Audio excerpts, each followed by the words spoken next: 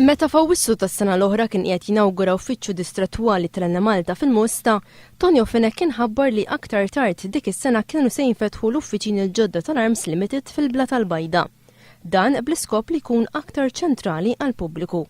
Kien qal li l-uffiċini l-ġodda tal-Arms se jkunu f'Gatard House Bla tal-Bajda u li se jieħdu post l-uffiċini ta' Ħalluqa. Sallum iżda dawn l-uffiċini l-ġodda għadhom ma nfetħux.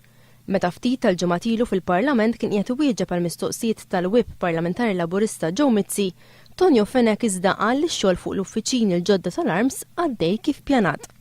Skont dak li kien qal Tonio Fenek f'Awwissu li għadda iżda x-xogħol fuq l-uffiċini l-ġodda tal-Arms Limited huwa għalura. Fil-fatt fil-Parlament Tonio Fenek issa qed jgħid li l-uffiċini l-ġodda tal-Arms fil-Bla tal-Bajda se jiftħu sal-aħħar ta' dan is-sajf. Skont Fenek l-ispiża li ntefqet s'issa kienet ta' aktar minn 11,000 euro u qal li sar depożitu ta' 210,000 euro lil Kalashlock Limited għax-xogħlijiet li qed isiru. Il-Gvern huwa allura wkoll fix-xogħlijiet biex jinfetħu l-counters lokali tal-Arms. Tonio Fenek jgħid li l-Arms għadet taħdem biex tiftaħ dawn il-counters fil-kunsilli lokali.